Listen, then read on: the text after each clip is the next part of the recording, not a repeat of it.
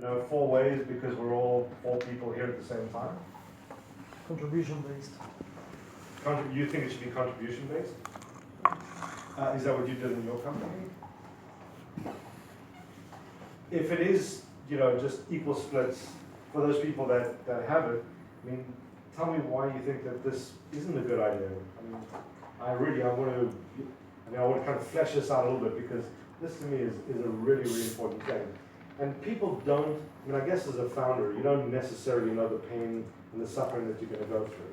Because maybe if you did, you wouldn't do a startup. But, I had a client call me last week. He's like, Roger, this is so hard. Man, this is so incredibly hard. And he was whinging on for about 5 minutes how hard it is. And finally I said, hey George, I just got to tell you, I had never ever had a startup entrepreneur call me up and say, man, this is so much easier than I thought it was going to be. Just never happens.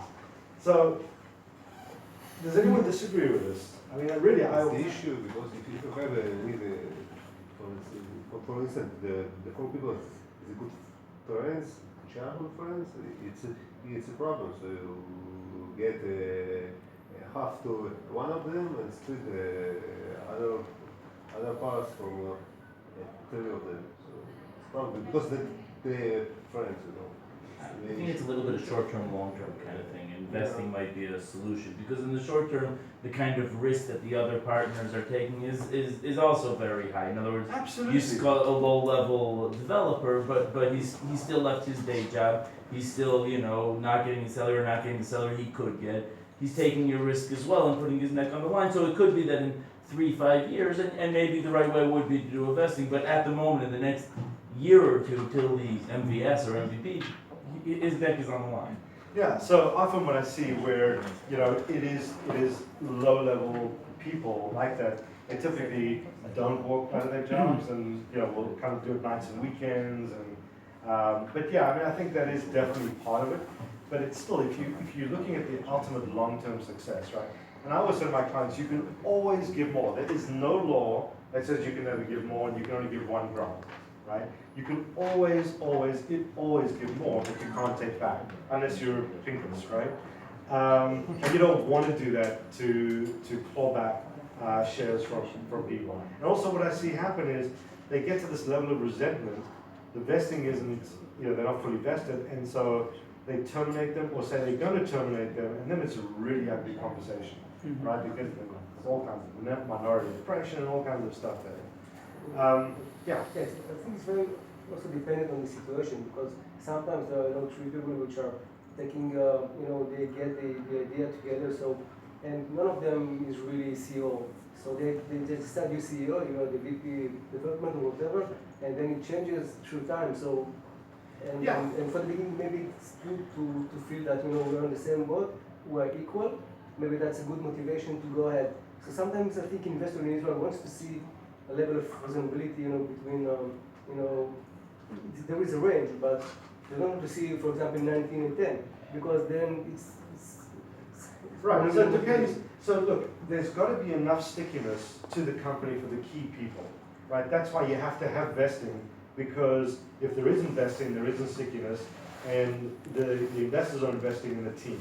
So if the team doesn't have any stickiness to the company, if they can walk away from the company, there's no vesting, they take their shares, they're not going to invest, right? Because there's execution risk that goes with that. But if you've got a sort of a low-level developer, yes, that may be very important, but from an investor standpoint, that is someone that is probably easily replaceable, right? Whereas the CEO, who's the visionary, who's leading the company that they're investing in, that's a different story.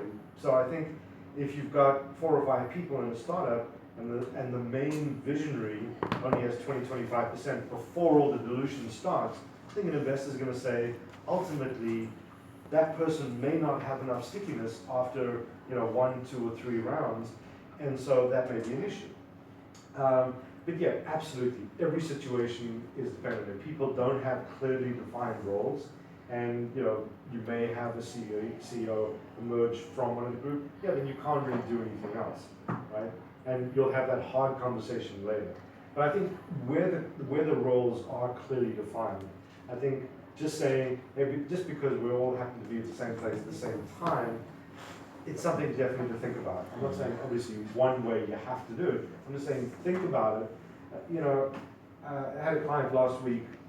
We were setting up the company. I said, well, how are we going to do the split? She said, oh, 50-50.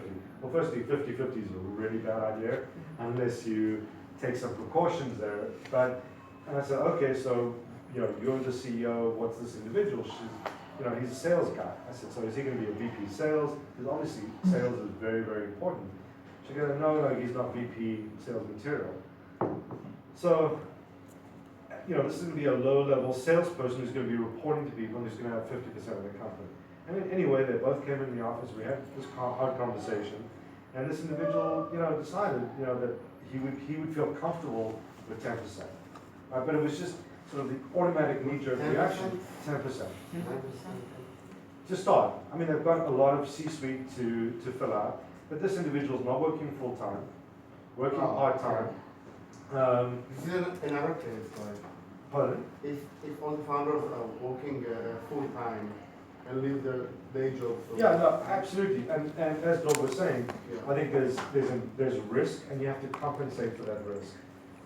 So even though it may not be sort of commensurate with the value that they're going to provide, you have to look at what's the value they're going to provide, what's the ultimate percentage that a person would have if they would get. So we know, for example, like if you're hiring a VP sales, CMO, and the company's a little further along, maybe a VP sales, CMO would get 1 to 2, maybe 3% plus their salary, right? So someone that's coming in at the early stage, not getting a salary, a lot of risk, so it's going to be obviously much more than that.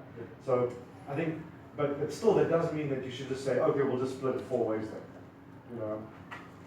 Anyway, this is just designed to get you thinking about, as you're splitting the pie, as you're bringing people on, and making sure that you're thinking ahead. And I know it's really difficult when you're young and starving and trying to get the startup moving. It's really kind of hard sometimes to think about the longer term because you're just so focused on the short term and like getting that co-founder, getting that early employee, getting someone on board that it's as you said, Bob, so short-term pain, but can be a lot of long-term pain. So the reason 50-50 split isn't good, and I'm going to talk about this from a Delaware perspective. Maybe you could just talk about it from an Israeli perspective. So in Delaware, the majority of the shares elects the board hires and fires the officers. So if you've got 2 people with 50-50 split, and you've got 2 people on the board, and there's a disagreement, the company can die. And I've had 2 companies die an ugly death because there was 50-50 and 2 people on the board. So, do you have the same situation here in Israel? Yes, exactly. The shareholders elect the board and the board elects the management. So, this is also a hard conversation to have, right? So what you want to do, if you have to be 50-50, is put in place a 3rd board member. Because when you are 50-50 with only 2 board members, and you get into disagreement, now the logical thing would be just to appoint a 3rd director, so that you've got, the tie will be broken, right? But it doesn't happen. Why? Because one person thinks, if I'm going to elect that person, they're going to vote with the other one. And the other one's thinking, if I agree to that person, they'll vote with them, so I'm not going to agree to that person. You get this paralytic, situation that occurs, and the company can die. The company can really die. So if you put a 3rd person on the board, if you have to be 50-50, put a 3rd person on the board. But there's no guarantees there, right? Because directors die, directors resign, and then you can get into the same situation all over again. Yeah. What about a veto for one of the board members? A veto? A veto. Yeah. I don't know about Israeli law, but you can't do veto rights because board members have fiduciary obligations, and so they have to vote in a certain way. You can't abdicate your fiduciary obligations and just say, I'm going to abdicate my fiduciary obligation for that particular thing. Another thing that I see a lot of people fall prey to is putting the company interests before your own interests. And us as entrepreneurs and founders, early on, I remember that, I want all of my equity and my vesting period to be very short, which is usually not a good idea. And I think many of those issues could be resolved if you stretch the vesting period. So even if you gave too much equity, so somebody's working with you, you're not content with them, you lay them off or you part ways, he only got 1/10 of what he was supposed to receive. So. Yeah, and I mentioned that earlier, but that's not necessarily a good alternative because then you have sort of this Hobson's choice, right? You have to say, you know what, they've got too much equity. I'm not unhappy with what they're doing, but I'm unhappy with the amount of equity that they've got. And I've been in situations like this. So what we do is we sit down with the co-founder and say, look, ultimately, yes, the pie was split this way, but now we're coming up to the cliff period, right? The 1-year cliff. And, you know, we want to readjust the shares. And it's a hard conversation to have, but more importantly also is that when you're allocating shares in the beginning, you say we're going to split the pool this way, you know, the pie, and out of that 9 million shares, you're going to get 3 million, you're going to get 3 million, you're going to get 3 million. If you ultimately let that person go, those shares go back to the unauthorized, authorized but unissued shares. So you've got this misalignment now in terms of the number of shares that each of the founders have, because you can't get the shares personally. So I think there are also issues with that, but I agree, yeah, people use the vesting schedule and then reassess down the road. My philosophy is rather deal with it up front than deal with it in a way where you have to kind of, you know, say to someone, you're just not worth that percentage of the company, and so we're either going to terminate you and the vesting will stop, or you're going to renegotiate your number of shares. I'd rather have the conversation up front. Sorry, I think I've missed your point. No, what I'm saying is that if you stretch, let's say instead of putting 3 years, you put, I'm just exaggerating, but 10 years of vesting period, worst case scenario, you're getting a person you're not content with, then you're letting them go, they're getting 1/3 of what they were supposed to receive, and you part ways. Yeah. I think it's a much harder negotiation if he's already got a big pool of stock or options, and now you have to bring it back home. Yeah, no, I think, look, a longer vesting period mitigates risk, you know. So the reason I'm like sort of so maniacal about, you know, having the right people having the right amount of shares and, you know, making sure that you know, people are compensated on exit in a certain way. But from a dilutive standpoint, the two things I'm always looking at are upside on exit. What are the founders going to get on exit? So this deal with Bosch, for example, that I'm dealing with right now. So after this round, this 10 million raise, what Bosch wants, 10 million on a 10 million pre, and upping the pool to what Bosch wants, the founder's going to have 28% of the company. Now we know we're going to have to do a big scale round as well, at least one big scale round, maybe a $15 to $25 million scale round. And ultimately, I think this founder is going to get really, really hurt. Now, I've had so many founders say to me, Roger, you know what? I'm okay with having a small piece of a big pie. And yeah, there is nothing wrong with having a small piece of a $5 billion company. The reality is the unicorns are few and far between. They are mythical creatures, right? And what really ultimately happens in many, many cases is that the founders have a very small piece of a very small pie. And that is painful, right? So to me, you know, what is a good exit, right? I had 4 guys start a company, flip it to Cisco in 9 months. It was a $20 million deal, even though it was not long-term capital gains. They each walked away with, you know, a couple $1 million. That's not bad for 9 months worth of work. But, you know, if you're in a startup for 10 years, and I can't tell you how painful, you know, it was for me personally, just that 10-year journey. I thought the bigger I got, the more people I could hire, the easier my life would be. The more people I got, the more headaches I got, the more lawsuits I got. And, you know, it didn't become easier, it became, you know, increasingly, you know, more difficult. So, for me, after 10 years and the pain and the suffering and the sacrifices that I made, I felt like I should have had a multi-generational wealth creating an exit, right? So a few $1 million is nice, but it's not gonna change your life ultimately in a big way. So to me is the pain, the suffering, the deprivation, the ramen noodle nights that you've had to endure, like from the beginning till you get to the exit, whatever it is that you get, can you say that amount is sort of worthwhile for everything that I'm doing? To me, that's a good exit. If you take $2 million after 10 years of pain and suffering, not a great exit. If you do it after 9 months, great exit. So it's not the amount of money, but it really is just looking at it in terms of what you have to put into it and what are you ultimately going to get out of it. So that's one reason, obviously, why I'm really, focused a lot on how you develop the pie, and then also the control, right? So when you lose control, you potentially lose control of your own destiny. So my goal with my clients is really to help them maintain control, preferably to the Series B. Because what you want to ensure is, if you're the CEO, if you're the founder, you want to ensure that by the time you lose control, the course of your ship has been set. You've got a very clear direction for your startup, and your position as the visionary, as the founder, CEO, is entrenched, right? Where you lose control too early on, and your position isn't entrenched, and the course of the ship has been set, that's typically where I see founders without a job and without a company.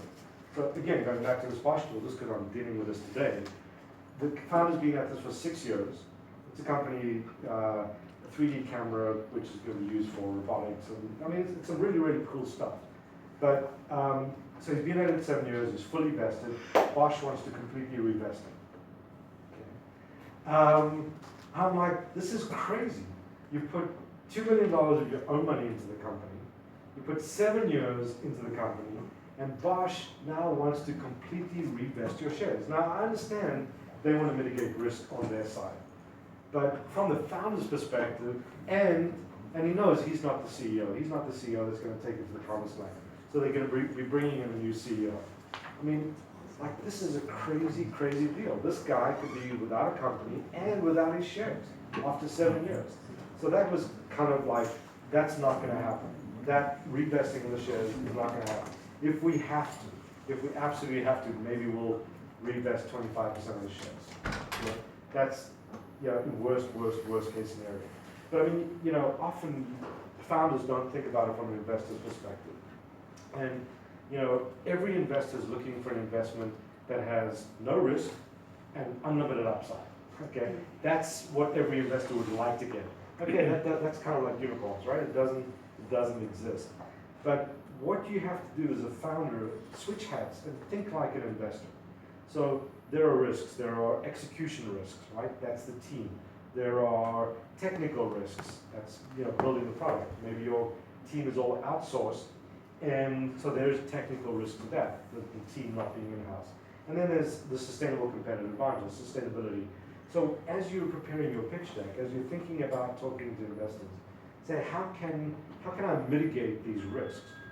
So, when you're saying, talking about vesting, I often have founders that just say, we're not going to put any vesting on our shares. That, from an investor's perspective, is obviously risk there that a key person is not going to be around. So, this is just really, really important, how you think about maintaining control for a long enough period of time. And I think that kind of feeds into it. Yes.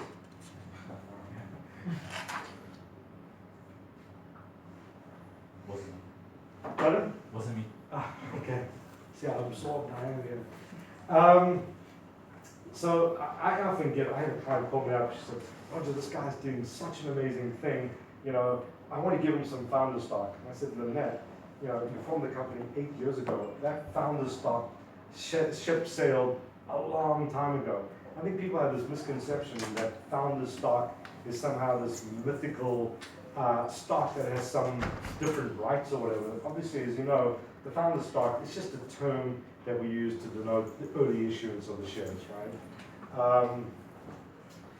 So one of the things, and I don't know whether it's the same in Israel, but in the US, if you wait to issue your founder stock, the early employee stock as well, if you wait to issue it right until funding, there's going to be an issue of tax. Is it the same thing here? Well, it's basically the same, but it's typically not ordinary income. So if It's typically you issue stock at a shekel today, and then you sell shares at 100 shekels tomorrow, There's no There's tax no, consequence? no. I'm saying there's going to be tax consequences, but here in the slide I see that Yeah, the difference between the fair market value is going to be taxed at the ordinary income.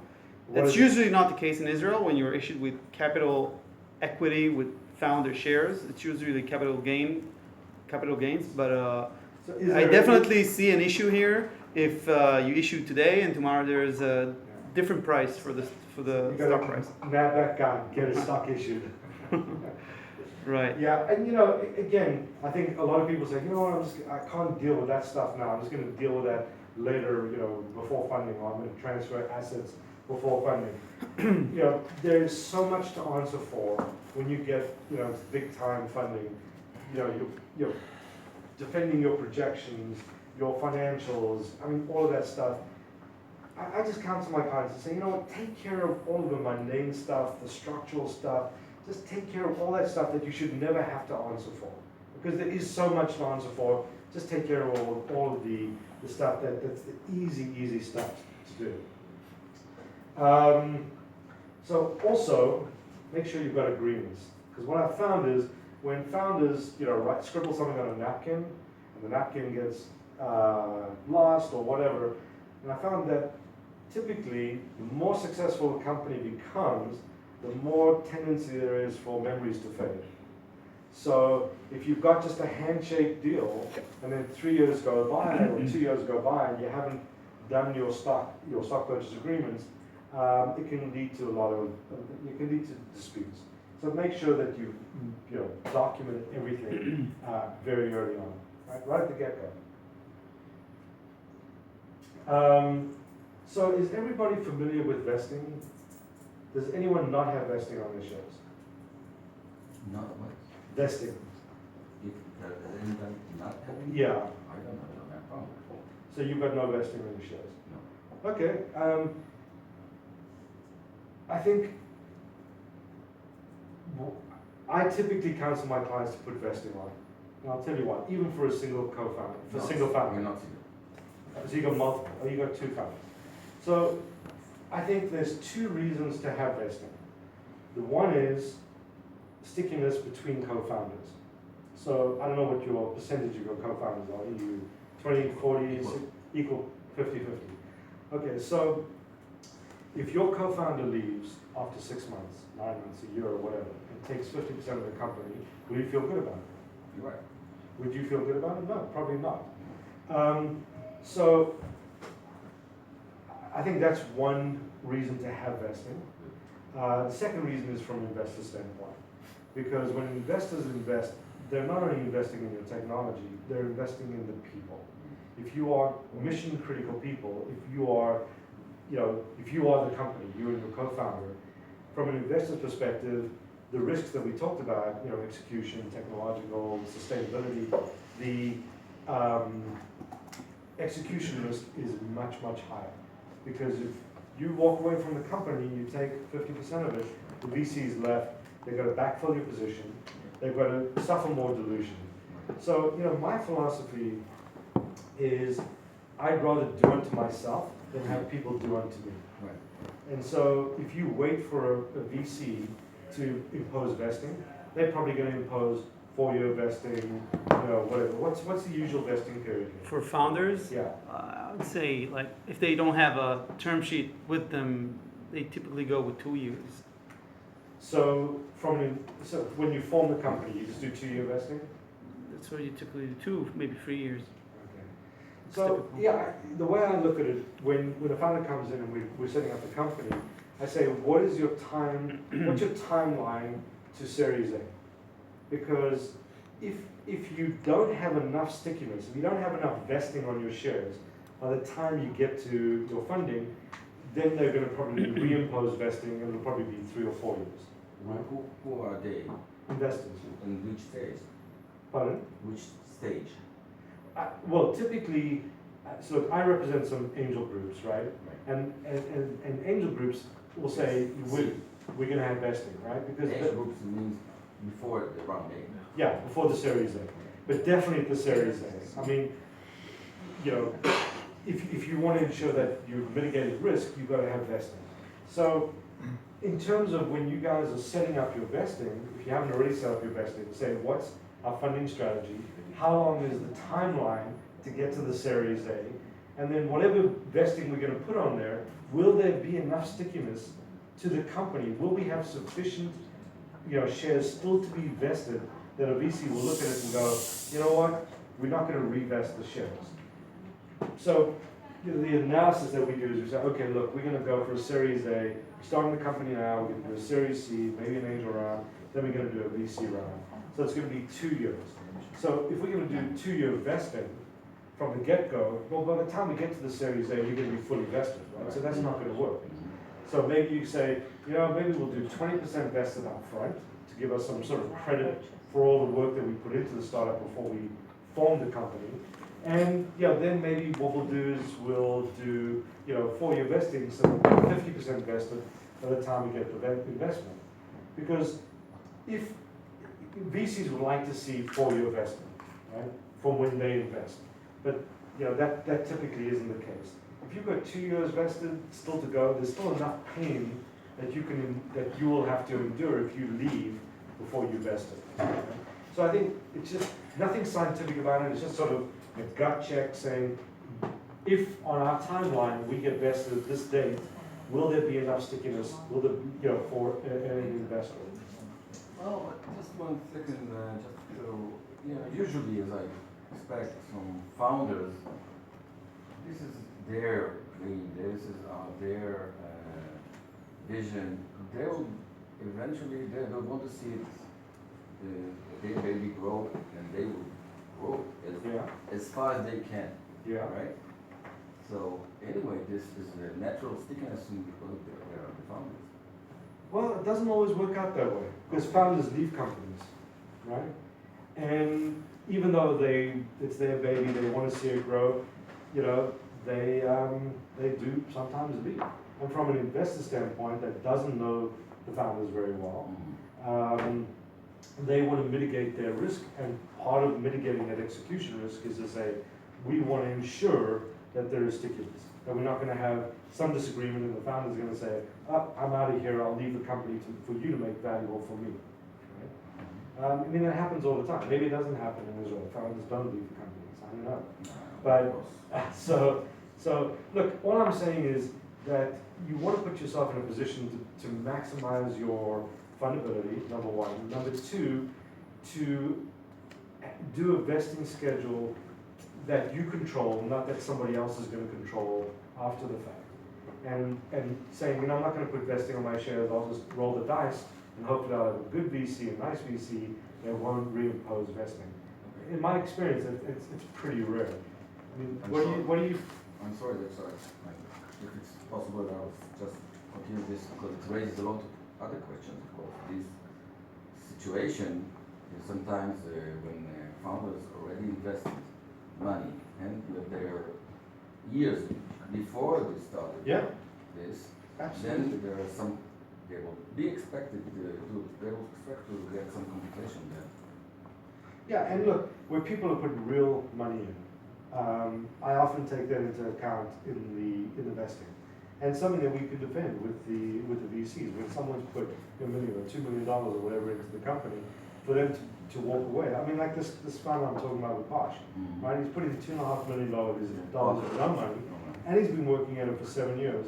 And Posh wants him to completely revest for 4 years. And to me, that's totally unreasonable. That's totally unreasonable. So maybe they can compensate in money, give them back and whatever. I have never seen a VC say, you know what, we're going to pay off all debts, we're going to compensate for that. They want their money to grow, stuff. But look, anything's possible. Negotiations. Yeah, the problem is sometimes you don't have leverage. You know the golden rule, right? He knows the gold makes the rule. So, anyway, one of the things that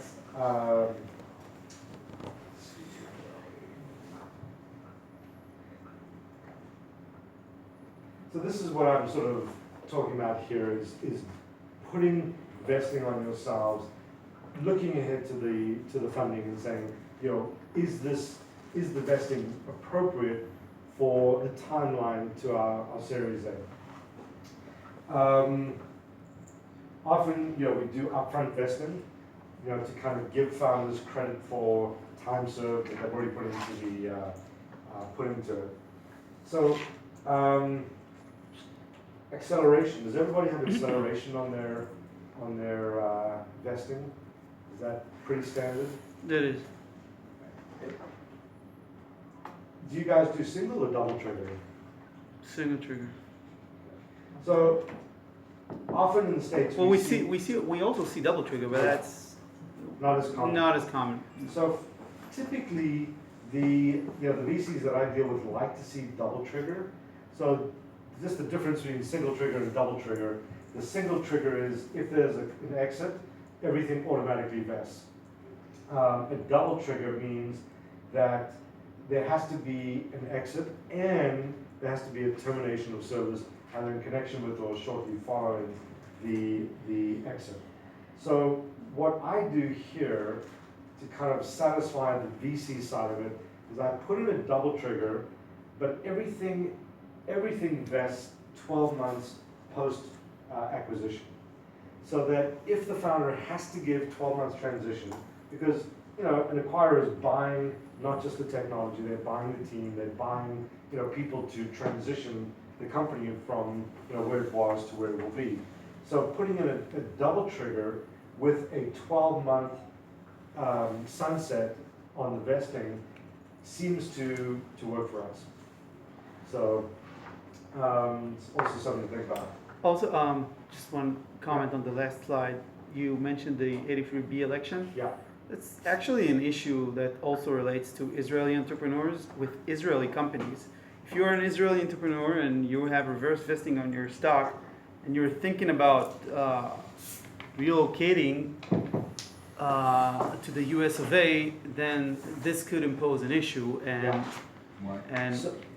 So the issue with an 83B election is in the US when you get equity, if you don't have this 83B election, as your equity vests, you have to pay tax on the delta between what you paid for it and the value. So let's say for 2016, 25% of your shares vest.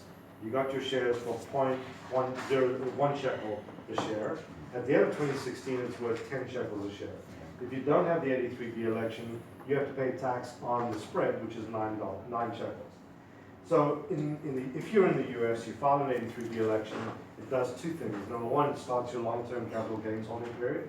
Number two, it defers the taxes until you sell the company. Mhm. So, that's a great point.